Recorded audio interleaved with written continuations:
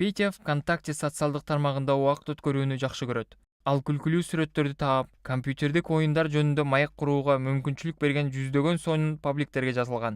Петя көптөгөн жагымдуу жана билимдүү адамдар менен пикир алышуулардын арасында биз сыяктуу эле троллдорго кезигет. Алар кимдер? Эмнени каалашат? Кызыктуу сүрөткө болгон комментарийлерде интернет троллерлер менен бетме-бет келишип, көңүлүмдү бузуп албаймынбы? Алгач троллду жакындап карап алалы. Терминдин өзү скандинавиялык мифтердеги тоодуктарына, керек болсо Гарри Поттердеги семиз монстрга дагы эч кандай тиешеси жок. Ал англис тилиндеги to troll, торго салуу сөзүнөн алынган. Ысык көлдө трал менен балык кармашкандай эле, троллдор өздөрүнүн торуна шаар ичинде кайсы жерде даамдуу шаурма тапса болот деп тынч гана өз ара пикир алышып жаткан карапайым адамдарды өздөрүнүн торуна салып алышат. Троллинг жана кибербуллинг интернет колдонгон ар бир адамдын көйгөйлүү маселеси.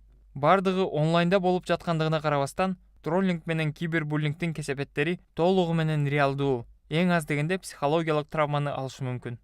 Эч бир зыянсыз троллдор да болот, бирок алардын да тилин таба билүү керек.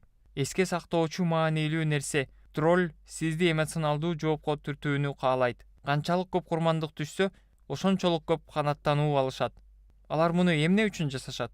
Троллдун феномени менен кызыккан алгачкы окумуштуу американка Джудит Донат болгон. Ал өзүнүн 1996 жылы жазган «Виртуалдык коомдогу иденттүүлүк жана жалган» деген макаласында ал троллду интернеттеги жүрүм-турумдун бир тиби катары бөлүп карап, ошол эле учурда троллинг эч кимге пайда алып келбестигин белгилеген. Ал эми 2004 жылы психолог Джон Сулер түйүндү жоюунун натыйжасы күндөлүк турмушубузда бизди кармап турган психологиялык барьерлердин алсыздангандыгынын жыйынтыгы деп белгилеген. Сулер интернеттеги психологиялык тоскоолдуктардын алсызданып бараткандыгынын бир катар себептерин бөлүп көрсөткөн. Бул жерде анонимдүүлүк, башка бирөөнүн арты менен катталса, жоопкерчилигим азыраак деп ойлошот. Шарттуу көрүнбөөчүлүк, визуалдык контакттын жоктугу, жоопту ыңгайлуу учур келгенче кое туруу, андан кийин ойлорду топтоп, абдан жакшылап сүйлөө. Интроекция, болуп жаткан нерсени реалдуу эместигин туюу, аңгемелешүүчүнүн субъективдүү образын түзүүгө шарт түзөт. Жана эң негизгиси бийликти минималдаштыруу. Оффлайндагы социалдык иерархия интернетте чоң мааниге ээ эмес. Ошондуктан интернет колдонуучулары реалдуу жашоодогу бийлик жана кадыр-баркы бар адамдарды талкуулап жана негизгиси жазалануудан коркпостон өздөрүн ачык жана тартынбай алып жүрүп жатышат.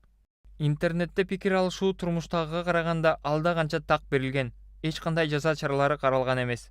Жаңы Зеландияда санариптик коммуникациялардын зыяндуулугу жөнүндө мыйзамы кабыл алынган. Аталган мыйзамга ылайык троллинг үчүн $30,000 чейинки айып салынат. Ал эми өзгөчө учурларда түрмөгө отургузуу каралган. Көпчүлүк учурда троллинг менен жеке жашоосу кызыксыз болгон адамдар алектенишет. Жалгызсыраган тролль аялдамадагы эч кимди жактырбаган чоң эне сыяктанып, бирөөлөргө тийишкиси келип, туура келбеген эскертүүлөрдү берип, андан соң өзүнүн жаштыгы жөнүндө айтып баштайт. Албетте, жагымсыз, бирок чыдап угуп койсо да болчудай. Акырын коопсуз аралыкка жылып кетсе деле болот. Жанагы чоң эне тролль сыяктуу кийинки курмандыгын издей баштайт.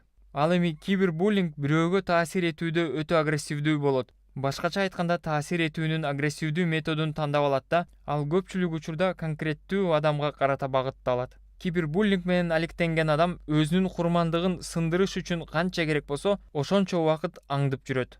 Аны ишке ашырыш үчүн шылдыңдоо, кемсинтүү, коркутууга өтө баштайт. Кээде этибарга албай коюу менен кутулуу мүмкүн болбой калат.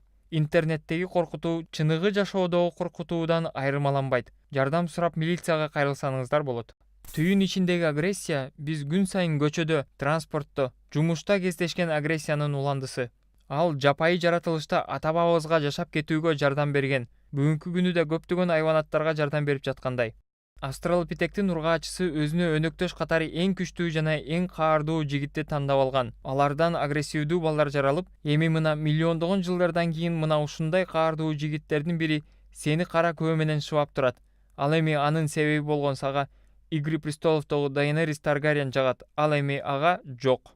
Мына ушинтип кезектеги согуш башталат. Троллдор өздөрүнүн пикирлерине карата адамдардын жасаган реакциясы менен азыктанышат. Эгер эч кандай реакция болбосо, анда оюн көңүлсүз болуп, маанисин жоготот. Баарыбызга бир гана ушуга болгон көңүл коштук жардам бере алат. Комменттеги мааниси жок талаштардан көрө пайдалуу жана жагымдуу иштер менен алек болгонубуз алда канча пайдалуу.